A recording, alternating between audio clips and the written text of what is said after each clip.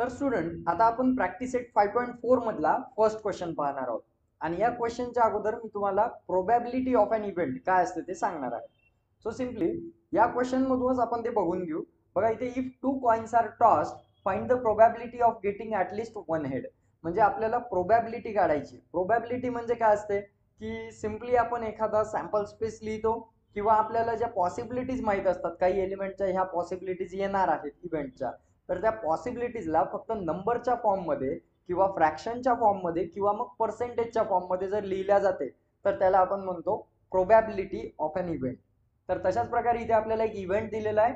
To coins are toss, दोन coin जर का टॉस केले तर त्यामध्ये ॲटलिस्ट गेटिंग वन हेड, एक हेड येईल याची काय पॉसिबिलिटी आहे, तर हे आपल्याला प्रोबॅबिलिटीच्या फॉर्ममध्ये लिहायचं आहे, म्हणजे नंबरच्या फॉर्ममध्ये लिहायचं आहे. तर आता इथे सर्वात अगोदर आपण सॅम्पल स्पेस यस लिहून घेऊ. तर बघा सॅम्पल स्पेस काय असेल, दोन कॉइन जर टॉस केले तर एक तर पहिला हेड येऊ शकते, दुसराही हेड येऊ शकतो, त्यानंतर हेड टेल, त्यानंतर टेल हेड आणि टेल टेल. याच्या व्यतिरिक्त काही येऊ शकते का पॉसिबिलिटीज? नाही. तर हे झालं आपलं सॅम्पल स्पेस. आणि एन ऑफ यस म्हणजे नंबर ऑफ सॅम्पल पॉइंट काय आहेत आपले, सॅम्पल पॉइंट आहे 1 2 3 4. सो 4 एलिमेंट्स म्हणून 4 आपला सॅम्पल पॉइंट आहे. तर इव्हेंट ए इव्हेंट काय सांगितलेलं आहे आपल्याला याच्यामध्ये की गेटिंग ॲटलिस्ट वन हेड, म्हणजे एक हेड आला पाहिजे. अशा किती पॉसिबिलिटीज आहे, तर एक तरी हेड आला पाहिजे टॉस केल्यावर. तर एक पहिली ही पॉसिबिलिटी आहे एच एच, याच्यामध्ये दोन्ही हेड आहेत म्हणून it is a possible to getting one head. त्यानंतर दुसऱ्या याच्यात पण हेड टेल, याच्यामध्ये सुद्धा एक हेड आहे. दुसऱ्या याच्यात टेल हेड, याच्यात सुद्धा एक हेड आहे, पण याच्यामध्ये एकही हेड नाही. म्हणून बस एवढ्याच पॉसिबिलिटीज आहेत. So n of A, sample point of A काय झाला आपला 1 2 3. So 3 is our sample point. आणि अशाच प्रकारे आपल्याला प्रोबॅबिलिटी जर काढायची तर probability of an event means probability of an event A equals to n of A किंवा n of P असं म्हणू शकतो. इव्हेंट ए म्हणजे याची प्रोबॅबिलिटी काढायची आहे तर n of P ने आपण डिनोट करतो.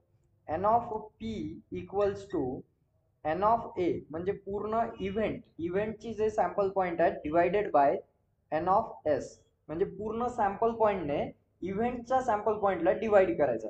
त्या दोघायला जर डिवाइड केलं तर फ्रॅक्शनच्या फॉर्म मध्ये कसं उत्तर येईल बघा, n ऑफ ए आहे आपला 3 आणि n ऑफ एस आहे आपला 4. सो 3/4 ही झाली आपली प्रोबॅबिलिटी ऑफ एन इव्हेंट. तर अशा प्रकारे याला आपण सॉल्व्ह करतो आणि आन्सर काढतो. आलं लक्षात तुमच्या? असाच एक क्वेश्चन जर आपल्याला परत विचारला तर याच्यामध्ये असं जर विचारलं if two coins are toss आणि दुसरा इव्हेंट जर आपल्याला एक दिला, सपोज करू आपण इथे बी इव्हेंट, बी इक्वल्स टू जर आपल्याला दिलं की म्हणजे समजा गेटिंग नो हेड जर असं म्हटलं, याच्यामध्ये जर हेड आलाच नाही पाहिजे असा जर इव्हेंट दिला आपल्याला, क्वेश्चन नंबर 2 दिलेला आहे तुम्हाला याच्यामध्ये, if two coins are toss and getting no head, जर का नो हेड असेल याच्यामध्ये असा कोणता प्रोबॅबिलिटी आहे बघा. याच्यामध्ये टेल टेल हे एकच एक अशी पॉसिबिलिटी आहे की ज्याच्यामध्ये हेड नाहीये, एकही हेड नाहीये. ऑफ गेटिंग नो हेड म्हटलेलं आहे. So T T is our, दोन्ही टेल्स येतील, ही आपली एक पॉसिबिलिटी आहे. So n of B is equal to काय, n of B is equal to 1, कारण एकच एलिमेंट आहे. तर मग प्रोबॅबिलिटी काय होईल आपली, probability of an event n of B upon n of S, बरोबर आहे. आणि एन ऑफ बी आहे 1 आणि पूर्ण पॉसिबिलिटीज आहेत 4. So 1/4 is our probability of an event. आलं लक्षात? तर अशा प्रकारे आपण काढू शकतो. आता तुम्हाला बाकी प्रॉब्लेम्स दिलेले आहेत सेम याच्यासारखे. सर्वात अगोदर सॅम्पल स्पेस लिहून घ्यायचा, नंतर सॅम्पल पॉइंट लिहायचा आणि नंतर इव्हेंट जो दिलेला आहे त्याचा सॅम्पल स्पेस आणि सॅम्पल पॉइंट लिहायचा आणि या दोघांची डिव्हिजन करायची. फक्त या डिव्हिजनच्या फॉर्म मध्ये जर लिहिलं तर आपण easily probability of an event काढू शकतो. आता याच्यामध्ये खूप सिंपल प्रॉब्लेम दिलेले आहेत, ते तुम्ही आता समोरचे सोडवू शकता.